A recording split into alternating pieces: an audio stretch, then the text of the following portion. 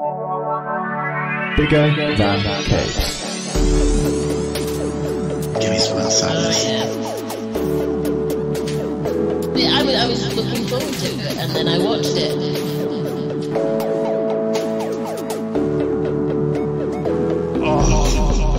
Right.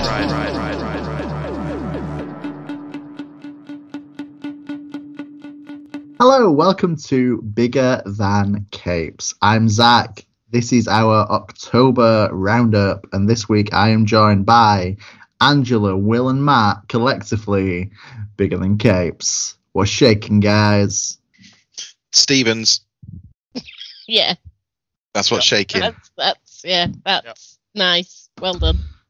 You're welcome, world. Yeah, we're all good, I think. I mean, like, Will and I have just been, like, interrupting recordings. This is, like, the third time we've tried to start, because Will and I just keep yelling the day-to-day lines at each other. So the two of us, at least, are, I'd say good.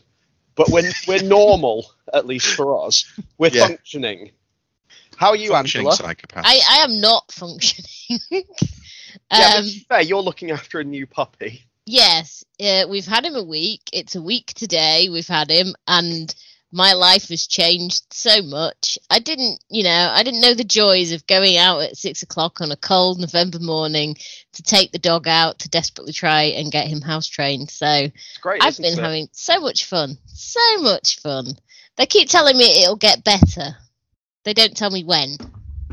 Could do with a time frame on that. Yeah, so exhaustion. Quicker than children, I think. How about you, Zach? How are you? I am fine, Matthew. I can't really complain. Not really. No new pets. Not a lot of Steve Coogan going around my head at the moment. Just fine, really. Normal, I guess. Whatever that means. Normal Cooganless thoughts. How sad. How very sad. It's okay though, guys. We'll get you to the help that you need. We've got some ideas for some new podcasts. We've got one which is like Youth Hostel with Chris Eubank, and I got one for Monkey Tennis. It's at times like this where I feel bad for any younger listeners or American listeners, or just listeners from outside of the UK who are just hearing Matt wondering. Yeah, I just feel bad for listeners generally. But yeah, recommendation of the week: go and watch the Day-to-Day. The Day-to-Day, or Brass Eye if you've never seen Brass Eye as well. Or alternatively, you don't have to do that. We've also got some comics to talk about. Yeah, we do. I'm in the middle of my reread of 20th Century Boys at the moment. I'm 7 volumes in. Yay! As am I. I've been doing it for about 1 day less than Matt, and I am 1.5 volumes in. Yeah, we're trying to prep for our 20th Century Boys like mini series podcasts that we're gonna do. At some point in the next 600 years. I was going to say, is that like 2050? Are you aiming to be like, is it being like carbon neutral? You're aiming for a point where you are? Yeah, we've got to offset the carbon footprint of the books by reading them enough times before we can talk about them. I like that Matt is a third of the way through, or thereabouts, and I am like... A 20th. A 20th or a 24th or something of the way through, which is an accurate depiction of how long this is going to take. You only need to have read enough to record it, and then you can read the next bit. But, like, turns out that book has some good shit that I just forgot happened. It's the best manga. I mean, if seven volumes is about a third, I'm not surprised there's bits you forgot. That's a lot of manga. It's so good. There's a bit, like, I almost had to call Zach up when there's a bit where a guy takes off his t-shirt, takes off his coat and shirt to reveal a t-shirt under it, like he's in the NWO. Too sweet. It is. I described it to someone earlier this week as just the best manga. Everyone else should phone Urasawa and apologize. And I stand by that review. I think that's what everybody should do who isn't the best at what they do. Just merely apologise to the person at number one. Yeah, so basically, Yeah. we have to apologise to Wolverine. Wolverine, least CM something. Punk, you know, Urasawa. Yeah. Should we start the roundup, do you reckon? Should we talk about some comics? Yeah, what did we read this week? I've forgotten. Help me, please. I'm just a babe in the woods looking for comics. I'm just a baby. I know there were four. I know there were 4 books we read, but what would those books happen to be? Well, Matthew, those 4 books happen to be No One Left to Fight 2, 1, Chicken Devil, Chicken Devil number 1, Hellcop number 1, and My Little Ponies Generations number 1. I think I pluralized ponies unnecessarily. It may have gone unnoticed, but I mean, I didn't notice, but then you went to point it out. So. To be fair, those horses put the word pony wherever they can, so pluralizing it doesn't matter. I suppose not within their own grammar system. Their own perfect grammar system. Everyone should aspire to the pony grammar system. Everyone should aspire to a greater sense of grammar where it's been adapted based on the story being told. So what you're saying is that we should just, replace words with Smurf? No, the Smurfs should replace Smurf with... No, the Smurfs should replace... Smurfs with Smurf. They should replace the plural with the singular. Got space madness here today, folks. Has anybody written one called Smurfy's Law? Because if not, I've got a really good idea. Incidentally, I can't think who the writer is. The writer who did Jack of Fables, Leela Sturgis, Leela Sturgis, wrote a comic called Public Relations, in which one of the characters jokes that she's in a goth band that just cover Saturday morning cartoons, like themes, called Peter Smurfy. Which is real. They actually recorded an EP of goth covers of cartoon themes. It's fucking great. Are you aware? On a similar note, are you aware of the ska band that for a long time largely did covers of Disney songs? Yes, I am. Suburban Legends. Yes. Who also have actual music that's their own, but Well, who's heard that? I have, but yeah, they were a band at Disneyland or something at one point, and so they just did covers of Darkwing Duck and DuckTales and stuff. DuckTales, the song is a banger. It's really good. Incidentally, DuckTales is also one of the songs that Peter Smurfy covered. So nice. I was immediately thinking of Poddington Peas. Oh yeah, that is a really good tune. That's top tier theme. Again, I feel sorry for the listeners. Remember when we were a comic book podcast and not a Saturday morning cartoon covers podcast? When you say so many minutes ago. When you say about the Poddington Peas, I immediately think of the Family Ness. Also excellent. Yeah. No, not excellent. They just had magic rings that they could blow into. They had magic whistles, I will have you know. Oh yeah, sorry, I was thinking of the Simpsons where they have the rings that are whistles at the end of the Stonecutters episode. Finally, raccoons. So yeah. Oh yeah, the raccoons. The raccoons had a actual fucking banger of an opening. Anyone remember the MC Hammer cartoon where his shoes could talk and he danced his way out of problems? Yeah, I do.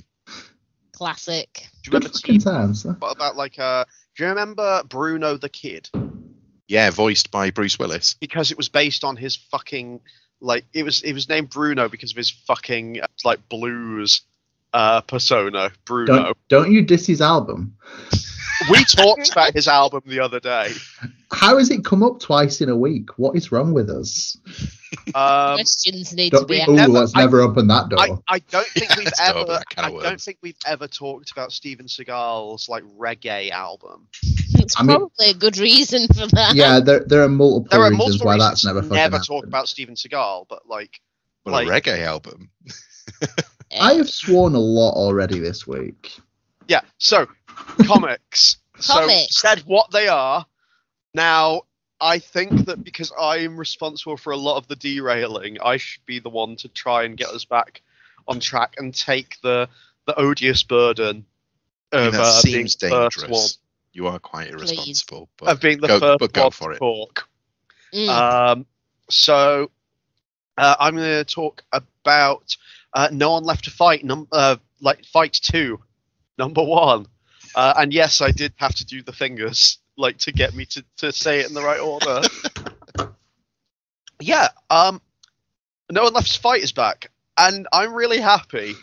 It's written by Aubrey Sitterson, with art by Fico Ossio, colours by Raciel Avia, and letters by Taylor Esposito.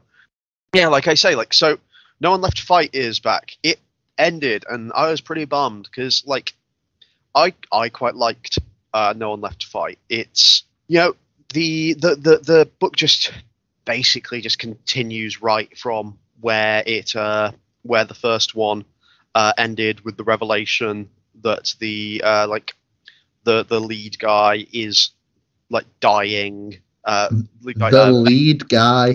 He's the lead guy. He's the hero. He has a name, good sir. Vale. Thank you. The Vale, the kind of your kind of shonen protagonist, Goku sort, is many years after defeating the big bad guy Gore Despo, which is a great name, is dying seemingly as a result of something that happened then, and is on a road trip with his hero crew, Timur and Krista, who have been friends with him since they were all kids. And so this basically starts back up from where that ended, with everyone now knowing about his sickness, and the kind of in the aftermath of the fight that ended the first series, we're just dealing with a lot of kind of repercussions of that, and the emotional turmoil of everyone, and people basically some things I wish had happened, that we'd have gotten to see in that first series, someone standing up to Vale's shit, and kind of emotional manipulation, even if he's not doing it deliberately. I enjoyed it. There's a snail who lives with dancing mushrooms in a forest and serves people mushrooms, and has a weird a weird voice that it's great. I love, again, I love how over designed all the characters are, to be so many different to be kind of to have so many different I am the lead character of a manga, or at least the kind of the rival character of a shonen manga. I love just being oh, yep, he's got the weird headband that serves no purpose. We've got the giant stone prayer beads. We've got but combined with some sort of weird techno goggles. I know that's stuff from the first series and stuff, and the character designs haven't changed, but it's nice to see them again, and it's nice to see them in something new, rather than rereading. I'm just, more than anything, I'm just glad that this series is getting to finish telling its story, because I was quite worried it wasn't going to get to. I'd basically had to assume it probably wasn't going to get to. So when I saw that it was getting a continuation, I was just really happy, honestly. What about you guys? How did you feel about this book? Somebody talk. Shall I talk? There was a pause. Because now everyone wants to talk. You go, Angela. Yeah, Shall I go? Because it'll be pretty quick, I think. My problem is that it's called No One Left to Fight 2, and it's basically the same story as No One Left to Fight, and we should have just continued No One Left to Fight. Well, instead of having it was a sales issue, and it was cancelled. But then it's back, and yeah, it was fine. It was fine. It's pretty. It's got nice character design. But I wasn't particularly attached to No One Left to Fight, so I was never going to be overly attached to No One Left to Fight 2. But it is nice that they've managed to continue the tale. See, that's all I have to say, mainly. I'm kind of Team Angela on this, but with a slightly different perspective. I love No One Left to Fight. And I think that's the problem with this. I think it's been 3 years since No One Left to Fight. About 3 years. And I kind of think it's been left too long. So I'm coming at this, and I don't care like much. This feels like it's I guess it would have been issue 6 of No One Left to Fight. And it just feels like issue 6 of No One Left to Fight. Oh, it very much is. Like, like I said, I totally get that as a feeling. I think, like, I basically I went back and, like, reread the book, or at least flicked through the first one before reading this. Because, like, I almost felt, after reading it, I almost felt a little bit weird about having it on as a number 1. Because it is literally the least accessible. Yeah, if you've not read No One Left to Fight, this isn't gonna work as a first issue. But I just want people to know that it's coming out. Yeah, of course. And I think one of my things is that we've done a No One Left to Fight episode, I think this year. Yeah. Was it this year? 12 months. Yeah, and it could be longer. Did we discuss that in person at Comic Book Club? No, I think we did that was online. Memories. But I kind of feel like everything that's been this is a fucking quote from Portlandia. I feel like everything that could be said about this has been said about this, and it's kind of no one left to fight. Like, is back. No One Left to Fight is good. In POG form. And more No One Left to Fight is really, really good. When I thought there was not going to be any more No One Left to Fight. When I thought that there was going to be no One Left to Fight left to read, I was quite sad. It was going to be just one of those stories that I would look back on and go, man, I wish they'd gotten to finish that off. Like, and hopefully I don't have to have that. Hopefully, like this time round, it gets some more support. And if I can lend some weight to that and say, hey, good book, go and buy the trade, then go and buy the issues. Well, go and buy the issues, get the and like wait for the trade, because the issues need support more. But yeah, Will. Go ahead, buddy. What are you going to say? It's interesting what Matt's just said about the singles needing the support, because immediately reading this, all I could think was, this should just be a graphic novel. Yeah. Actually, that's fair. I don't think the singles are for anyone. I don't think it's not going to pick up people who haven't read the first arc. If this was your first dip into No One Left to Fight, I think you'd be confused. Yeah, but you'd still think Pod's adorable. Yeah, that is true. But I can imagine a really hard drop-off rate if this was your first jump in, because it would just be incredibly confusing. You guys have kind of said everything for the most part. I was going to say, sorry, go on. Sorry, I really like the art. I think it's kind of really detailed. I like the very neon color style, the purples and the pinks. I think is just it sets it a very unique palette that I think. You don't see that often. So in the same way that I like alternative superhero comics, I like that this is like an alternative shonen, that you take those kind of two-dimensional mascots and make them more fleshed out, interesting characters. Despite it being called No One Left to Fight and being a clear sort of Dragon Ball Z parallel, there's, well, almost no fighting whatsoever in this book. There's no one. And I left. but I like that they deal with their problems by talking. It's quite frustrating these days, I think, to see films and stories that prolong issues because people just don't talk to each other. I mean, it's akin to the classic two different superheroes meet and the first thing they do is kick 10 bells of shit out of each other and then shake hands. After a bit, it's just a bit frustrating to go through it over and over again. So to see a story where these two kind of hench super fighters kind of just argue it out, I think is quite refreshing. It's great. It's like the whole thing of like they've reached the they're closer to the emotional maturity to actually finally be able to do things other than just punch things. Yeah.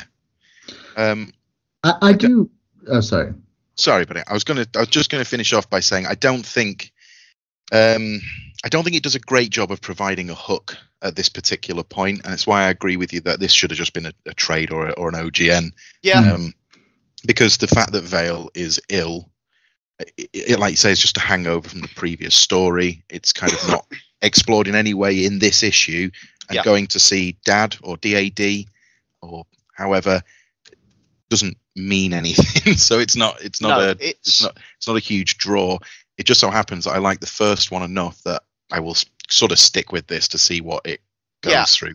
I'm generally of the opinion, like most of the time anyway, that most things shouldn't be singles and should just be like, can we just switch over to like the graphic album style and just have people put out like big comics every now and then, every year or something.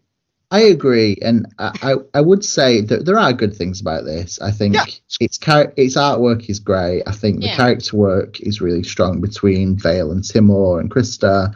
Yeah. I also really like the section we get of Tay and Tor fighting with kind of Fargin. Is he called?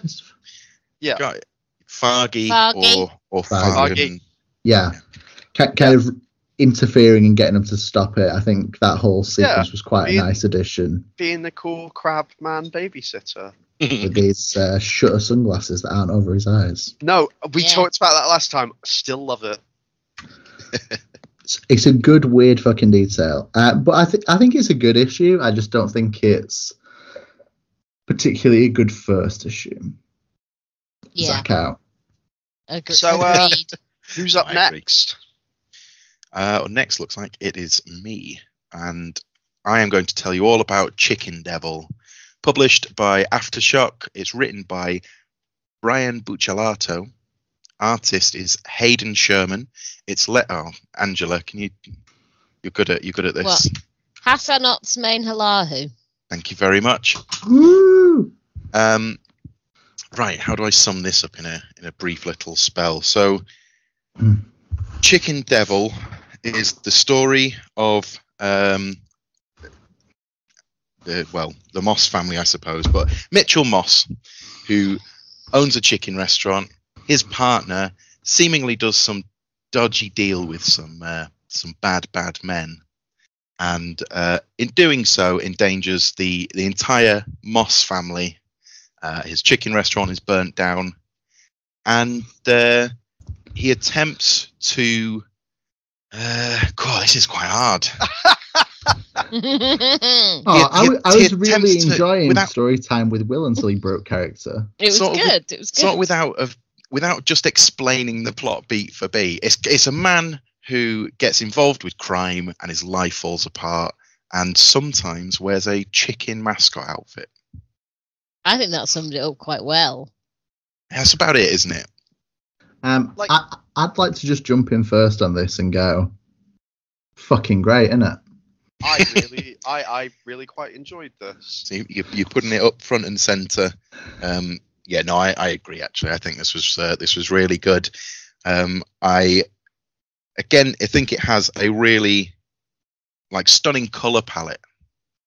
There's some No One Left to Fight. There's some really good work with the colors, especially when it comes to there are a few panels that will do really intense expressions, and like the colors on those they'll generally be like one color with a few different shades or something like something like that, and the eyes will be like just entirely blank, but not like a blank white. It looks, and those look just stunning, just with the color choices and stuff. Yeah, I think it's a pretty unusual story, and one I think would be quite hard to pitch. And yet, I was satisfied with this as an issue. I think you get most of what you need from broadly where this is going to go. I think.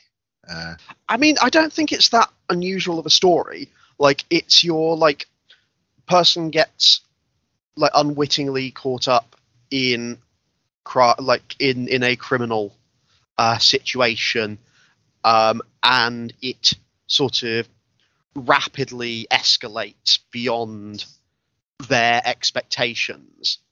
I mean, it says it itself But, in like, this book. It's just Breaking Bad.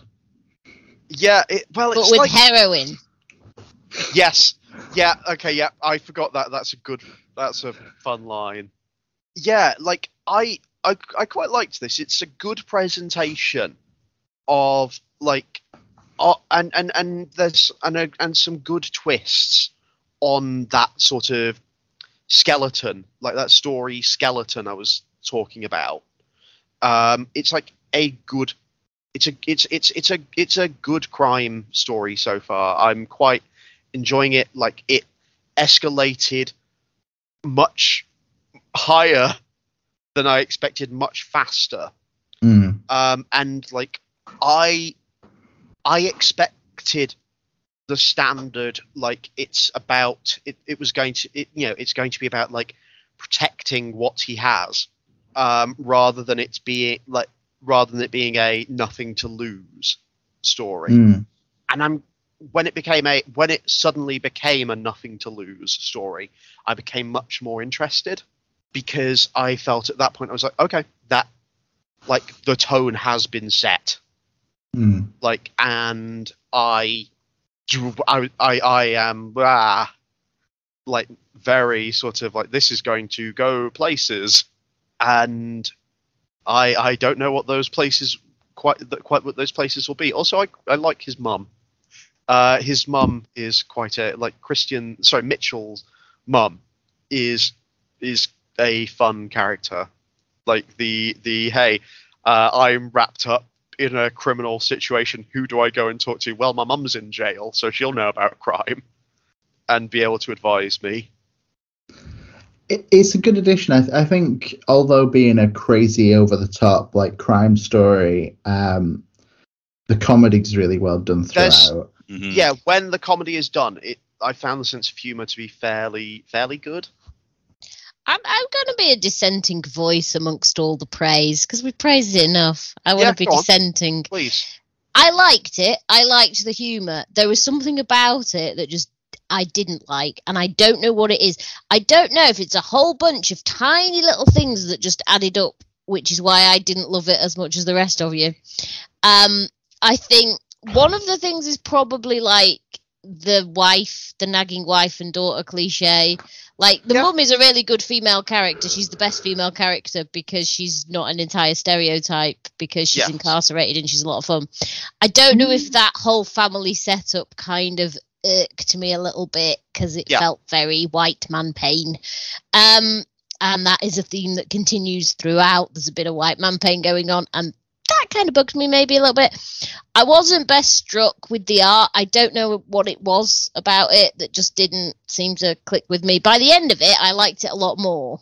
Yeah. I started off enjoying it, then the middle bit I didn't enjoy, and then the end bit I enjoyed. So there's a whole I was actually like kind of I had to read this like 2 or 3 times actually to decide whether I liked it that much. Like, I kind of get that, like, because I started off with a kind of, oh, this is like, you know, fun, like, it's, or not fun, this is good. Like, then I was like, ah, this is, and then I was like, oh, this is good. And then just having thoughts like, well, having thoughts about, does it feel overwritten? like, you know what I mean? Like, does it feel too? Does dialogue feel too writerly? But I kind of went through it a few times, and like, yes, some of those like criticisms and stuff that I had are definitely valid. Same like with what you're saying. Like, it trades on stereotype. Like, I mean, some of that is done really well. Some of the stereotyping is done really well, and it works. Some of it, it's shorthand. Some of it not so much. It's shorthand so you know who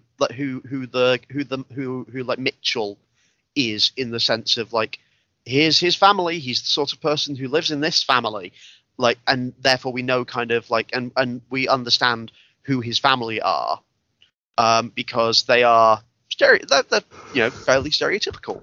So like it's just like, but the problem sometimes with like, using those stereotypes when they are immediately cut out like of the rest of the story, is that they just are now permanently stereotypes, with no life beyond that, kind of like, potentially. But yeah, like I think I sort of I agree with what you're saying though, like about like this stereotyping and stuff. But I think I will say lettering though, top notch. Oh, really, really good lettering. Super lettering. The like kind of annotation-y styled like place locations and character detailing. All in fact, kind of all of this writing, artwork, panel layout kind of reminded me of like Four Kids Walk Into a Bank and like that Tyler Boss, Matt Rosenberg kind of style. Agreed. Yeah. Agreed, definitely. I just think the variety of panel layout, the variety of like perspective, and I think, as Matt, you were saying earlier, those kind of single shot panels of very detailed faces and sort of very deliberate color. I mean, I think the art is what kind of pushes it over the line for me. I think the script is really good. It doesn't feel kind of hokey or forced. They feel like real people's voices. The plot itself, it's not one that I got really gathered up in, I guess. But everything else about the execution in the book, I was really impressed with. There are actually, like, talking of the art for a second, there are a couple of panels where I was looking at it and going like, and thinking like, God, the guy looks like a Howard Chaykin character. Like, very much so, yeah. Looks like they're off the cover of like American Flag or something. Weirdly, there were also bits in, we've not talked about it yet, but there were bits in Hellcop where I thought the art was kind of Howard Chaykin-esque. Like faces, at least, of the main character. But we'll get to that. We will get to that. Faces are tough. But yeah, like, I'd say like give Chicken Devil a look. I think particularly if you're someone who looks for different art, I think you'll find it here. Yeah. So who's up next? That would be me with the aforementioned Hellcop. Segue. So Segue is published. It's pushed by Image, but it's under like their shadow line. That made sense. For those who care, it reunites the entire creative team who did Jules Verne's Lighthouse not that long ago, also on Image Shadowline. So the writer is Brian Haberlin, the artist is Gerard Van Dyke, and the letter is Francis Takanaga. So, Hellcop. In an unspecified time period, possibly the future, who knows. The veil, as it were, between worlds, or interdimensional travel, however you want to read it, has occurred, and demons appear in our universe and such, and we have the Hellcops who deal with the demons who are addicted to sugar. It's a terrible, and sweetness, it's a terrible, terrible epidemic. So our main character is Lieutenant Virgil Hiltz, who everyone calls Virg, and it annoys the heck out of him. He is partnered with Karen, and they go about, arresting demons for, sugar-related crime. Back in their HQ, they are aided by Taj, who does computery science and stuffs. And yes, then there are various demons that appear. So basically, it's an introduction to the world. I'm not going to spoil the plot because it's difficult. Yeah. I would say. Yeah, I don't want to do that. But basically, they go about, and it's kind of like a sci-fi fantasy crime. Yes, that's the genre I'm going for. So there is crime involved. There is a mystery. So Virgil, it's not a spoiler to say, he stumbles across a weird symbol that a demon that he's chasing drops, and the computer doesn't seem to know what it is, which is suspicious. And the captain's like, "Oh yeah, that's nothing, is it? It's just something a demon's dropped." So what this symbol is seems to be important to the plot. It's basically an Angela book. It's very much an Angela book. So I liked it a whole lot. I like the arcs. Like I say, it's the entire creative team as Jules Verne's Lighthouse, and everyone knows how I love that. The art isn't going to be to everyone's taste because it's a little bit weird. It's like not realistic, but it's trying to be realistic. But is it trying to be realistic and all the rest of it? So yeah, I just really like that whole way of doing it. I think it's an interesting way that all the panels are put together, the same as in the previous books that these guys did. And yeah, I just really liked it. I thought there was enough humor. I liked Virgil as a character. I liked Karen and Taj. Again, it was nice to see some female characters getting some screen time, panel time, whatever you want to call it. And also, I just love the entire concept of demons being addicted to sweetness. There we are. And I know nobody else loved it as much as I did, but there we go. There are a bunch of elements of this book where where I would have thought I'd have liked it, and a bunch where I also would have thought I wouldn't. And I've generally ended on the this really isn't a Matt book end of it, and I didn't going into it. I had no idea which side I was going to come out on.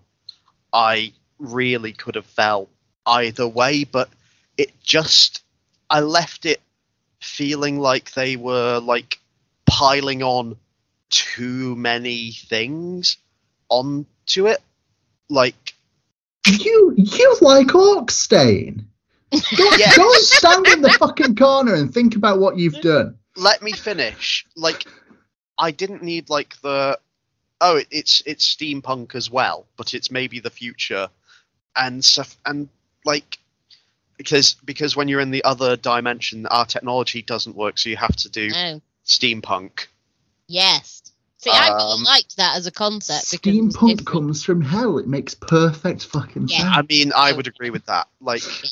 I also I've enjoyed art of this style in the past, but I just, for some reason here, I really struggled. More than anything, I struggled with its backgrounds, and when when characters had to physically interact with each other, or with their background environments too much. So there's a panel where a demon is going to punch Virgil, and I just looking at it, it just gave me a headache. But it's an enchanted punch. Oh no, it's not that. It's not that. Yes, thank you, Angela. But it's looking at the movement and the way, and thinking about the way the body looks and moves in it, and the background. There are panels that I genuinely actually really like, and there are character designs I actually really like and think look really good.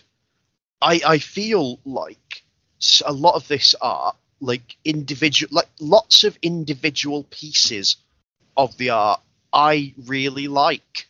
It's when they're all in it together, or like when they're all interacting with the world, that I struggle with it a bit more. Like, as character designs, a lot of them are really good. And I even like, as much as I was sort of saying about like adding on the steampunk stuff, like I even really like the look of like Virgil and stuff when they're in the other world, and he has like the gas mask, and the ear protectors and stuff. Like, I really love that as little accoutrements and stuff, like. But just as a total package, it was just a little too, like, the story elements were a little too much, and the art just wasn't quite there for me. So, like, it's one of these books where I can look at it and go, oh yeah, no, I totally get how like someone could like this. This is a Matt problem more than this book problem. Like, it's just like, Matt was going to have trouble with this book probably anyway. How about the rest of you? I think I fall somewhere in between. So I agree with a lot of what you said there on the art point, and I kind of agree that the backgrounds tend to be when it's most obviously computerized, and some of the backgrounds kind of look like sort of drag and drop assets have been placed, and then things have been drawn over the top of it. Having said that, I think most of the like actual character work, when it looks like it's been drawn, obviously I don't know to what level that's true, but individual faces for the most part I actually quite like. Like, I think, as you mentioned, the character design, the demon design as well, the design of the technology, the look of it, the kind of I keep saying design, now it doesn't sound like a real word anymore. It's not a real word. There are, every now and again, there's a couple of faces where the expressions just seem just slightly off, but then you get that just as much in hand-drawn comics as you do in this. So I'm not going to hold it too much against it, but I do agree sometimes they don't look like they're part of the world. And the particular demon who you mentioned, who punches him and has the little amulet thing, something about him just doesn't quite sit. And I it might be his proportions, but there's something about that little fella that doesn't quite work for me. But as opposed to what you're saying, Matt, I quite like this world. I like that conglomeration of technology and sort of magic. I like the idea that hell isn't a mythical place, but is just a dimension that's kind of bled through. I know that's not necessarily the newest of ideas, but I enjoy that. I enjoy the idea that hell has like an economy and a society, that as alien as it is to our own, it sort of exists, and that you need these people to police the border between our world and this world. And all of that sits really nicely with me. There's a bunch of good ideas in there, and there's a bunch of, Matthew would really like this idea. Hey, that guy who like loves reading about like eschatology and like like philosophy of science and philosophy of religion and history of religion stuff. Like, oh yeah, of course, like Matt is going to really like a bunch of these ideas, but for some reason, just all together, it just didn't work for me. Yeah, no, I think it mostly comes together for me, this, and then you get the kind of conspiracy angle, and that gives it the direction of where it's going to go. It does give you quite a lot of exposition at the beginning, but I didn't feel like I was missing any vital information. I think it gives you a lot of that detail quite naturally. I'll give it that. Yeah. Actually, like, even though I think there's too much going on, I do think that it tells you what that too much is actually fairly well. Yeah. Like, again, like I say, perfectly, like, competently written book, like, more than competently written probably, but like just not for me. Zach, where are you at, buddy? Zach, where do you fall on the Angela Matt Will scale? that I've just invented. A nightmare table, isn't it? Wow, Art-wise, I have just come to accept that this is a style of art that happens in the world of comics. Are you guys not there yet? Are you? I like it. You can accept it exists, I've- but you can still have an opinion over whether you like it or enjoyed not. books. I've enjoyed books that have used, like I say, similar like art to this, similar computer art. I think I. I've read Batman Digital Justice. So that's actually the kind of direction I'm going to go in. This style. So name. Name. What's the man's name? What? Gerald Van Dyke? That's the one. Very much reminds me of Fraser Irving. And I hated Fraser Irving's artwork for the longest time. It just didn't sit right with me, and I was just completely opposed to it as a concept. And then at some point just grew to accept it for what it was, and it's kind of weird, and the digital kind of aspects of it make it really unconventional and do kind of things that we never see happen in like traditional artwork. So I've come to accept that. Outside of the art, like storyline wise and conceptually, this just reminds me of basically everything I loved about Vertigo comics.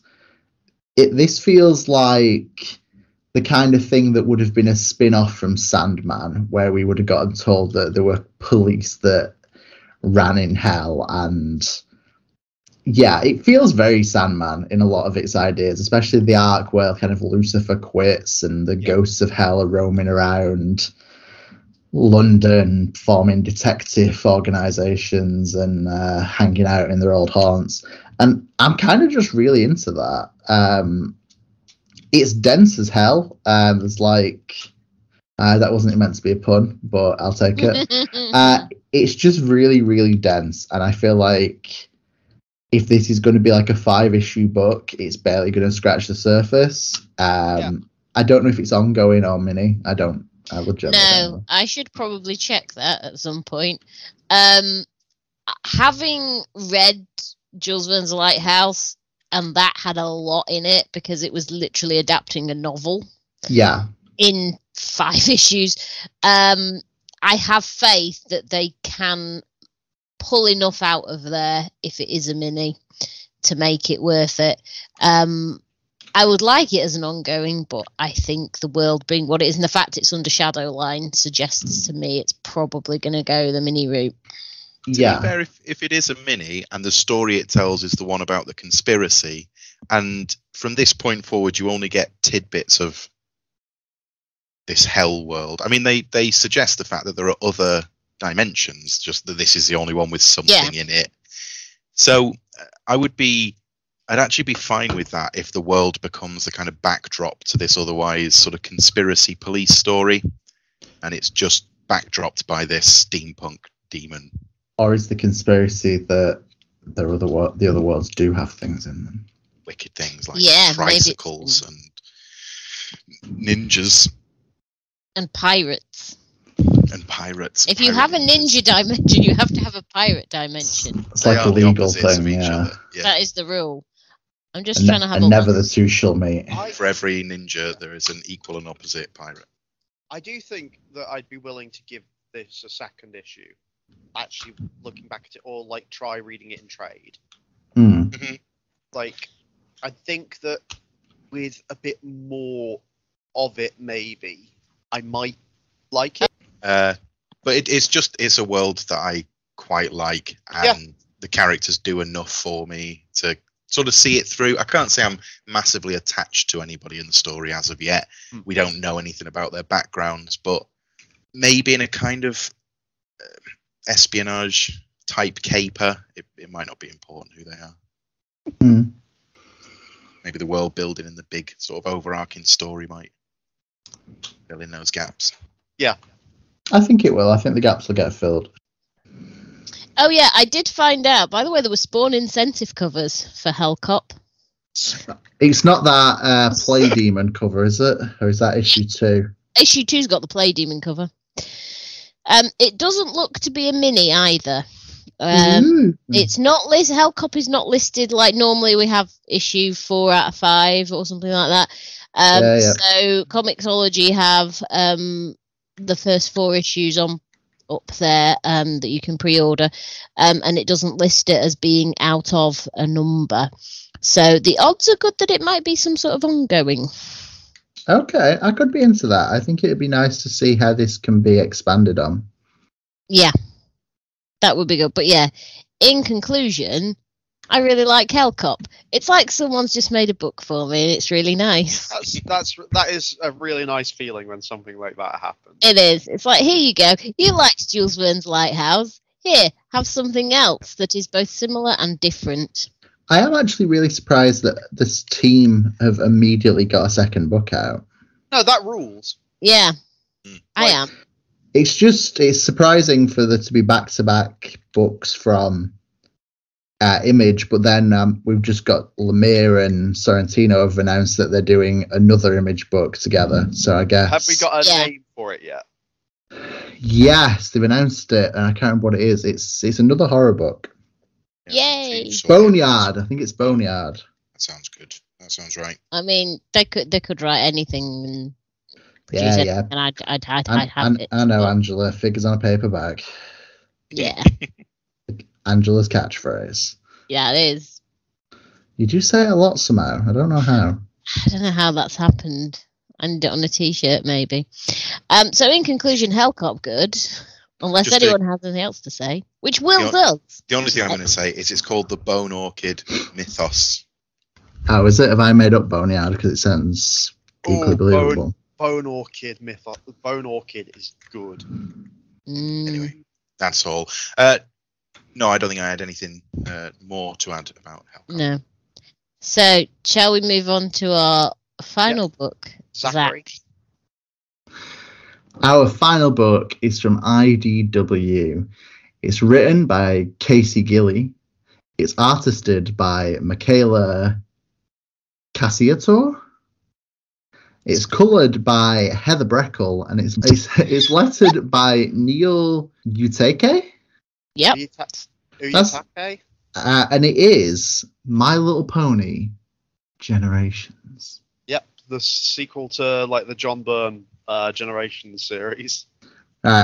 This is the second time you've referenced it. I don't know what that is. Oh, right. I'll talk to you about it after class. Extracurricular. Thank God I won't be here after class. So what's your rundown of?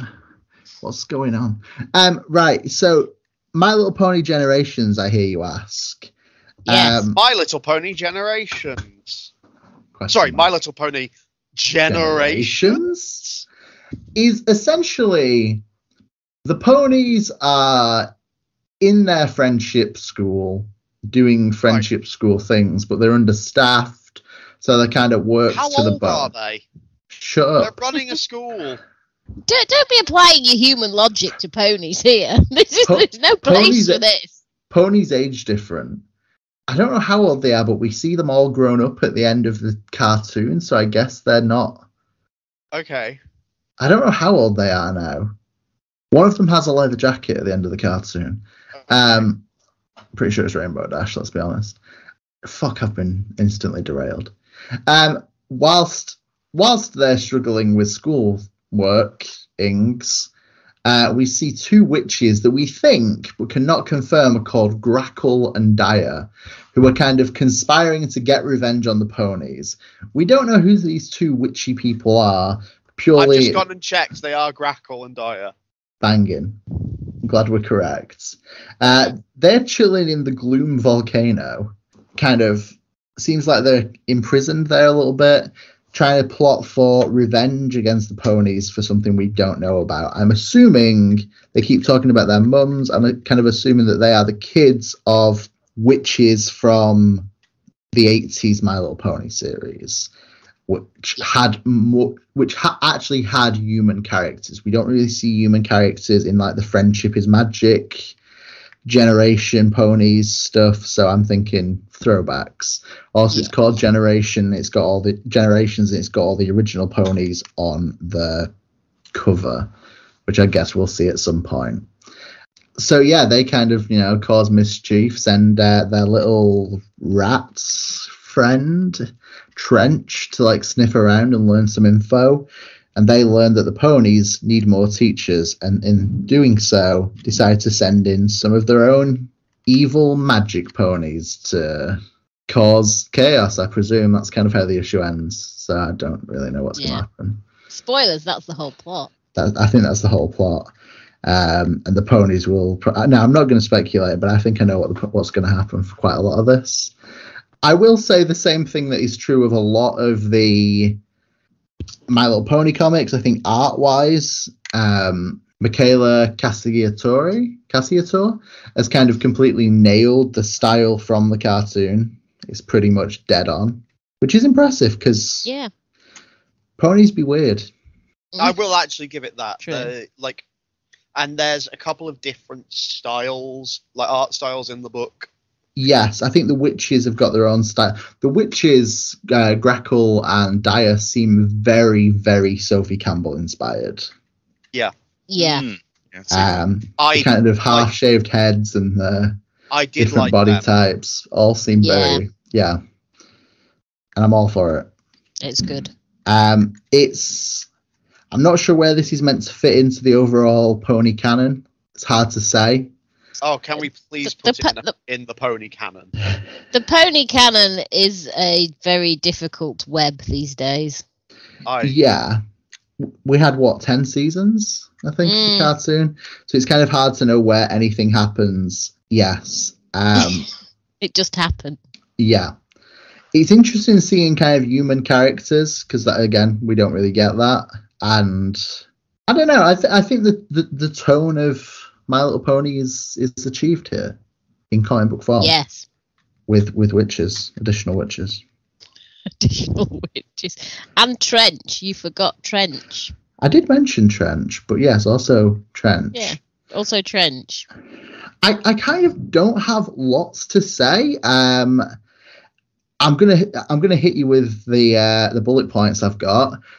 We're told Trench can chew a hole in the fabric of time and space, which he then literally goes and finds some fabric to chew on to create a hole in time and space. That's good shit, all right? Yes, I would agree with that. That might be my only bullet point. Yeah, I think that's all. That's a fine bullet point. That's the note I made. I'm going to be honest. I do not care at all about pony stuff, quite frankly. How dare you? What I enjoyed the witches quite a lot. This doesn't care about ponies. No, I don't. Donkey Sanctuary, fine. Pony Sanctuary, turn them to glue. But no, Words from the vegetarian. Let's all bask in that. Shopping at Iceland. Yeah, but yeah, the whole thing is look, I think this is for me what the Archie book was for some of you a few months back, where it's I can go, this is I'm sure that if you like this thing, it's perfectly good, and I can say actually there are some good gags in this, there's some good writing in it, but it is, and I say to someone who really likes all ages books, this isn't for me. But I did like the witches, and Trench is my boy. Trench is my friend. I like Trench, and just I like cool punk witches who want to start roller derby teams and go to and do Halloween costumes, She also wants to play guitar and wear rollerblades around the house, even when they're going downstairs. Do you not do that? I have too many people living in this building to get away with it. Shame. Noise complaints would get in the way. Fair. Mm. I am Team Matt on this one. I think the art is decent throughout, but Yeah. the witches and Trench are my favourite design. I think the one time that there's kind of interesting paneling is with the witches quite early on, when you get these almost shaded glass paneling as they move through their weird house. Yeah, volcano house. And it never kind of repeats. There are times there's a bit where it's almost like a board game that you cut off the back of a cereal packet. That's good stuff, and you fucking know it. Yeah. So, the variety of art I think is pretty good, but without any connection to any of these characters, I didn't get anything from them either. Like, from somebody outside of this particular world, apart from the fact that they have sort of different mains and some of them wear hats, I'm not really sure which one's which or why. Cutie marks, Will. Look at the cutie mark. You're saying the problem here is that you've not watched My Little Pony enough.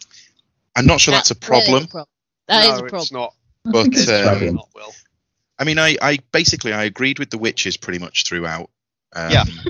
Especially when they had that pizza. I think that the ponies are trying to create a totalitarian organisation to convert all the world into their, quite frankly, saccharine way of life. And what were the raddest looking ponies? Yeah. The three rad ponies right at the end. Starlight Glimmer, mate. I don't know which one that is. Rainbow Dash. What's their hair like? Applejack. What's the hell? Rainbow Dash Applejack had a rainbow hat. hair. I know that one. Applejack wears a hat. Starlight's got a kind of purple and turquoise hair going on. Yeah, I do one of like these. that. One of these has got like a lightning horn. And that's the same one that has like Ditko dots as its like as on its hooves, and has like a wilted flower on it. I think. Yeah, I sort of agree with Matt. I think that for the right audience, I can see the quality of this book. I think. Yeah, exactly. Like, this book is more than serviceable. Like, this book is good for the right, for like the right like person. You can say that about all comics. True. No, you can't. Because you can say this is right for the right person and mean one person in the entire world, or you can mean a sizable demographic. You can say that, but also, demographic. I'm not criticising this because I think it's bad. No, I'm the same with this. Criticising this because it's for somebody who is a bit like No One Left to Fight, having read nothing before this. None of it means anything to me. Like none of the conflicts, none of the friendships, none of the characters, and it doesn't. Friendship is magic. It doesn't tell you. It doesn't tell you any of that. Please do not take this the wrong way when I say this. But like, if I was a little kid, I would probably think this was really good. And I mean that purely just in the sense of because I'd be more invested. I'd probably be more invested in like the universe. Well, here's the thing. Okay, so I remember the original 80s cartoon. I was a member of the official My Little Pony fan club from the mid-80s to the early 90s. Yeah. I had Generation 1 ponies that my mother callously gave away to my cousin, and I've never forgiven her. I had a Generation 1 Applejack. It just saddens me now. And I have watched My Little Pony Friendship is Magic, and I am invested. Yeah. And I really liked it because it's My Little Ponies, and I like the fact we've got the witches, because in the 80s cartoon it was often a witch did it. It was always, if in doubt, it is the witch who is, bewitching ponies. I mean, not the bad thing. The movie's something else entirely. I mean, there is some weird stuff in that movie from the 80s that I rented every time we had to go. That was the thing that I rented when we went and rented a video. I always had to have the My Little Pony movie. It was really weird when it started weighing into the Israel-Palestine conflict. I just don't get why the My Little Pony movie felt it had to touch dear. Anyway, the point is I really liked it. I think it's really hard to distill, because the cartoon obviously has quite an adult following, particularly among the bronies, the adult guys. Yeah. Well, not touch them, quite literally. But it's quite hard to distill that cartoon that is child and adult friendly into a comic book. And this does that. It does it in the art and it does it in the writing, because there is sort of stuff that, I mean, that whole bit about tearing a hole in the fabric of space and time, that whole thing's going to go completely over the head of a child unless they've watched an obsessive amount of Doctor Who. But an adult gets something out of that. So it is kind of, what I like about it is that apparently a lot of people my age have children. I don't know why. It's a thing they do, it would seem. So I can imagine someone of my age who grew up with the original ponies and was obsessed with them, and then their kid is obsessed with the new version. This is something they can share together. And, you know, that in itself is like, you know, magic and friendship and all of that. So, yeah. But no, I really like it. I like the witches. The witches are good, and I'm glad that they're doing something different in that we're introducing human characters into the pony world, like what we had back in the old days. But yeah, no, I like it, but I am kind of part of the target audience. Like I say, I really like the witches. Witches were cool. And yeah, very Sophie Campbell. Anything else? Anybody? You? No, I think that's everything from me. Shall we do rankings? Yes. Go ahead then, Zach. No, thank you. Sorry, it's non-transferable. Right, I'll go. My number 4 is obviously going to be My Little Pony Generations. Not for me. The other 3 are kind of much of a muchness. I've got criticisms of all of them. Like No One Left to Fight is no good as a first issue. And it's kind of hanging on my adoration for the previous series. Chicken Devil is probably it's not my favourite like plot of the 3, but I really like the art on that one. And then Hellcop, I like the world and the beginnings of the plot, but I have some issues with some of the bits of the art. So I think I'm going to go with very little between them. Chicken Devil in third. No, Hellcop in third. I'm going to vote for art. Chicken Devil in second. No One Left to Fight in first. I can't really tell you why, but somebody's got to make a decision, and there it is. Solid. Thank you. Angela?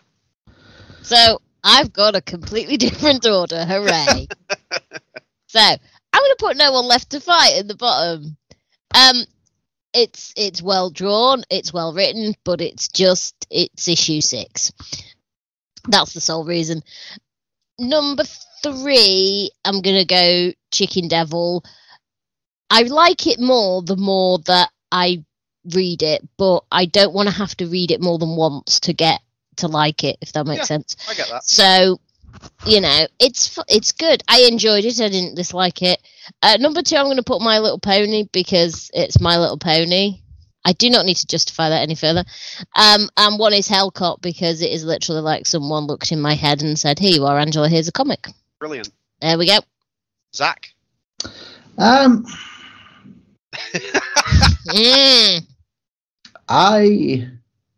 surprised because I wasn't going to go. I didn't think I was going to go this way. And yeah, here we are. On the eve of your most controversial top 4. So, 4, it is No One Left to Fight. I love No One Left to Fight. And yet, throughout this issue, I was not reminded of why. It just kind of bummed me out that I've waited 3 years for it. and kind of made me annoyed at Dark Horse that they've kind of screwed me around for 3 years, giving me 2 other Aubrey Citizen titles. Yeah. Just to do this anyway. It's like, well, just give me this 3 years ago. Don't make me. Yeah, think of how many issues we could have had since then. Think of how many times you could have cancelled it. Yeah, well, we could just be done by now if they'd just got on with it. I don't think this is going to last forever. I think it's going to be like 3 or 4 trades. It's like that's the feeling I get. It feels very much like it has a set point. Like it could have just been like 12 issues even. It might be. I feel like this might be all we get, like this volume. But it just annoys me that Dark Horse has like dicked us around on it and made it, and never officially gone, oh, it's never going to happen, but kind of gone, oh, who knows? So yeah, I don't know. I agree with Will that the rest of it is just hard. It's a hard ranking to do. Chicken Devil, I think is third. I think Angela's right. I like it a lot, and I had a lot of fun reading it. My concern is that it might completely bottle it on issue 2, and just, I think it nailed it with the kind of slapstick ending, and I do worry that it's kind of going to become a directionless path of rage. And whilst I'm sometimes all for that, that's not going to stay fun for that long. I hope it does. I hope it stays fun and weird and good, but I fear it. I fear the Chicken Devil. and I'm surprised, because when I read Chicken Devil last night, I thought Chicken Devil was going to top this list. So I thought it was going to top your list. So hey, here we are. And in 2, I'm going to go MLP Generations. I think it's going to deliver exactly what it's meant to. I think it's going to be 4 or 5 issues of My Little Pony crossover with throwback villains, probably some modern villains to balance the scales, and I think it's gonna follow on as the show intended and be kind of fun and kind of ridiculous, and I'm all for that. And then Angela's right, it's Hellcop.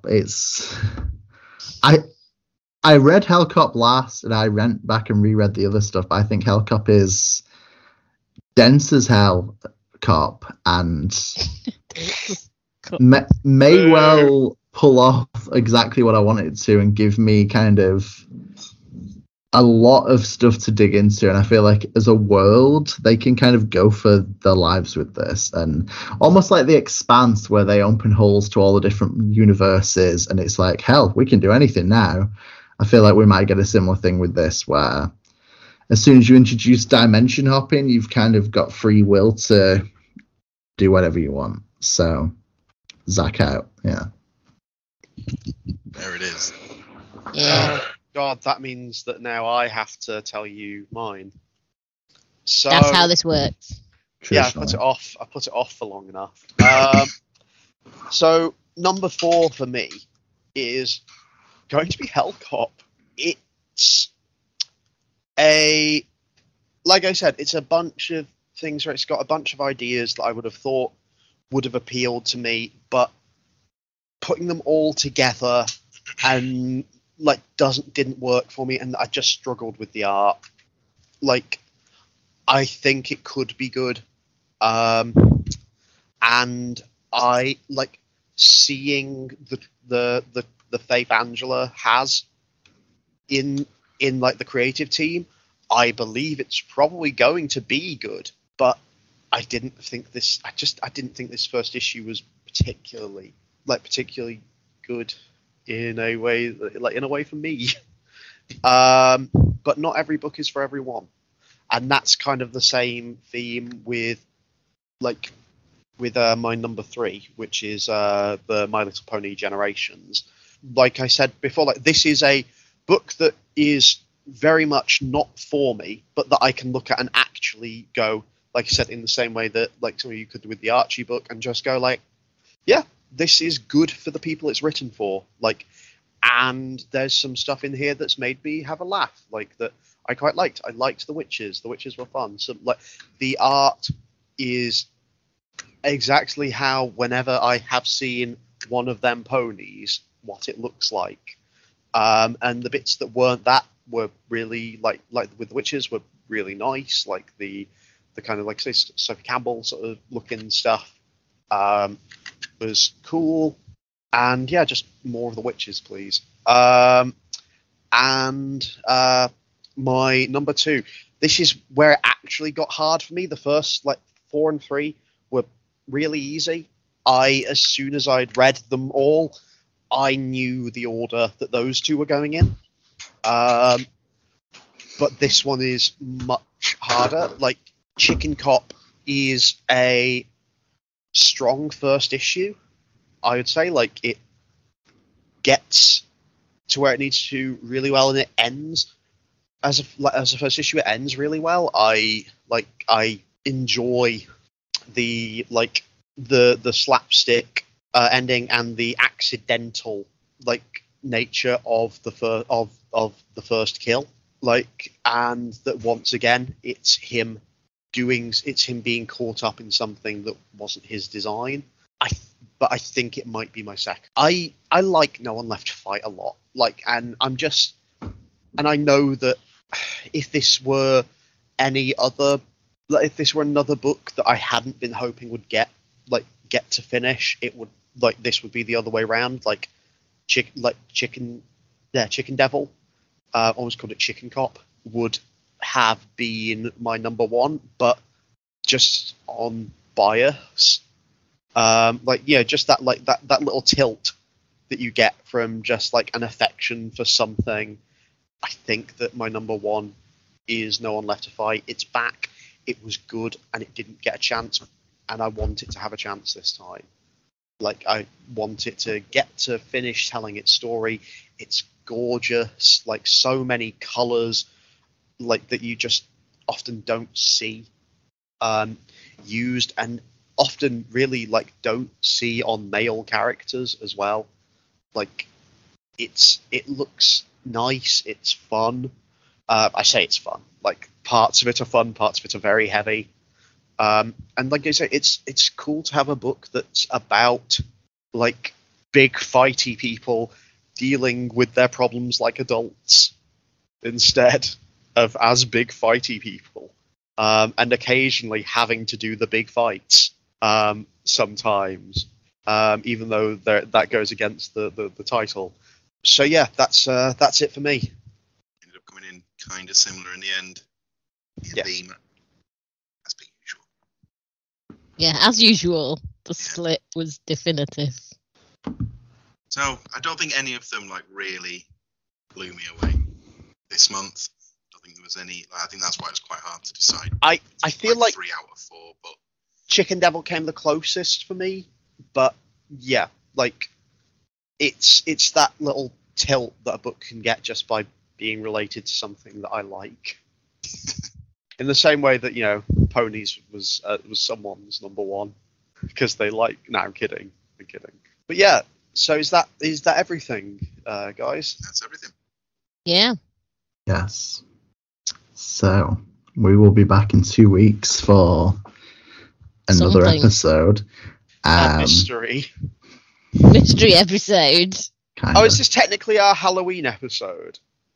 Because it's the first one from around Halloween time. If you don't know when Halloween was, yes. Should I have been rattling chains in the background, or should there have been a theremin playing? I mean, there can be. I have the facilities. Should I have said that that Vincent Price was here in the background doing an investigation into something? I love Vincent Price. Sure. Ooh, Halloween. For those of you who think Halloween's in November. Hey, look, this is the episode that comes out closest to Halloween, I think. Kind of a debate to be had there. Some would argue the one before Halloween came out close to Halloween. I was going to say that. But it might have done, but I've got Halloween on the brain. Final things, I guess, are it is Thought Bubble weekend in Harrogate in a week. All of us will be there. If you know what we look like and you're there, come say hi. If you don't, you've clearly been stalking us. Say hi to strangers until you find us. That's good etiquette, right? I'll just pretend that I don't know what you're talking about if you come and try to talk to me. I'll just say, what? Entirely fair. Equally, the weekend after Thought Bubble, the 21st of I was going to say the 21st November. of Sunday, then. That wouldn't make sense. Yep, on the 21st of Sunday. Sunday, the 21st of November, I am running a kind of small press market fair thing at Hatch on Oxford Road in Manchester. We've got some good local comic guests. If you're from Manchester, come hang out. Some of them have cool stickers of like buff pumpkins and stuff. They do. Hell, even if you're not from Manchester, come hang out. I don't care. Say hi. If you know what we look like. If you don't know what we look like, just again, I'll just be there. Say hi to If you just say, strangers. hey, don't you do that podcast? And I'll be like, what's a podcast? I've never heard of them. And then you'll see I'm wearing earbuds, and you'll take the earbuds, and there'll be a podcast playing in there. I'll go, but you're listening to one, and I'll go, what's an earbud?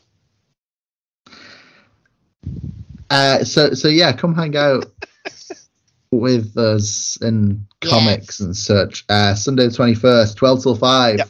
It's going to be cool. I'm really looking forward to it. It is going to be cool. I'm organising it, and I'm cool. That's sounded convincing, right? Very. I are cool. I are cool. I are baboon. I